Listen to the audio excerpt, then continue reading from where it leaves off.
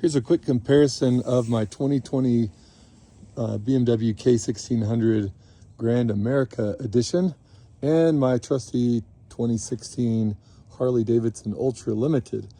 I just picked this bike up on Saturday, which is yesterday, and the obvious is it's really fast. It's got the 6-cylinder motor. This one has a stage 1 BT 40 tune, which I've heard pushes this bike from about 160 to 180, but I've never dynoed it, probably never will.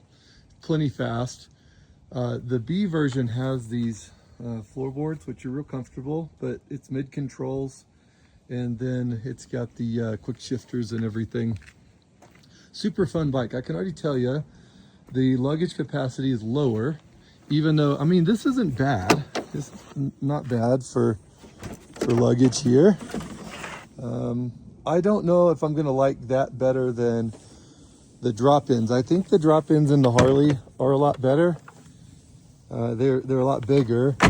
Of course, these have the extended, got extended bags on here aftermarket, so it gives me about 5 more inches. But nonetheless, the shape of this bike is really cool and really nice. I've got to say, the coolest feature I've found among, well, there's many, one in the top 10. This is how you get the seat off. You just pop this little lever right here, and the seat comes right up. It's awesome. So it's just that little thing there. I've already wired in my heated gear. You can see the wires. I run 3 of those. Trusty wild ass seat cushion. It does have the quick shifter, which is really cool, fun to get used to. The radio on this bike is not near as loud as the Harley radio, so not that big of a deal, but I do like the dash, and it's got, this is a BMW version of the Garmin. It's a partnership deal. So yeah, super fast bike, super fun. The headlights last night, I was impressed. They've got these adaptive xenon headlights, and they move with the road, which is really cool. And of course, it came with the factory auxiliary lights. Now the Harley is set up for long distance. I'm running dark side tires, so this is a double dark side setup. That's a BT46 tire that lasts, these tires will last about 30,000 miles. Cannot tell difference in the handling. I've got aftermarket lights. I don't remember the name of these lights, but they're like 7,500 lumens each. These little turkeys here, they've got a ton of visibility. I don't have a dimmer on them, so I do have a switch to turn them off and on. So man, I can see everything. Look like a rolling construction site.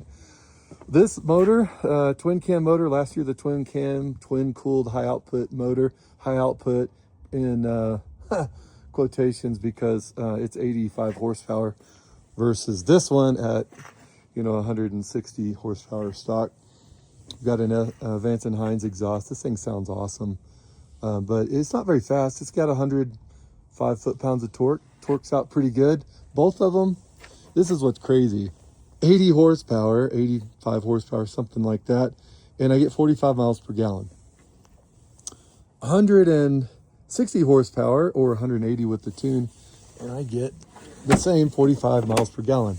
This bike only had 7,500 miles on it when I bought it, but the guy hadn't reset any of the trip or any of that stuff, so I could see the lifetime the lifetime fuel mileage, and it was 45 miles per gallon, which is pretty impressive. I'll probably get less. But yeah, you can see my dark side tire there. That's a Yokohama Avid, great tire. This is also an aftermarket box. The wind caught the lid and broke it off. So you can tell with the racks, I don't have a rack on this one. I'll have to find one because when my wife and I travel, we'll need it. This is bigger. I mean, this is definitely a lot bigger back box. So luggage capacity of the Harley's obviously bigger, can already tell. But the Beamer's plenty good size. The wind protection on the feet with the way that the Harley's designed, it's really good. I ride in the cold a lot here in the mountains of Colorado, so I've got these to block some wind too. I'll need to get some of those for the BMW. I don't know that the BMW foot protection is ever going to be quite as good as this. Aerodynamics is not something Harley ever thinks about. So who cares about aerodynamics, right? It's about sounding good. but nonetheless, still gets pretty good gas mileage. It'll run 100 miles an hour. It'll cruise along at 85 very comfortably, no problem. Top speed's probably not much more than 100 in this thing. Sure sounds good doing it. I don't know what the top speed is on this bike. They say this Grand America is limited at 100. I can tell you it's not limited to that now with the tuner. But nonetheless, it's pretty good wind protection. Taking it out in 600-mile round trip to Grand Mesa Pass tomorrow. We'll leave. It'll be 25 degrees or so. So I'll be wired up with all my heated gear, and I'll let you know how that wind protection is. Seems to be really good. This has these cool wind scoops that would just shovel wind into the cockpit. Won't be using those in the morning. Nope. And yeah, both bikes are really fun. I've pretty much done all my own work on the Harley. It's really, really easy to work on. The Beamer, I've already watched some videos of the 5,000 little hex head bolts that have to come off to get the fairing off.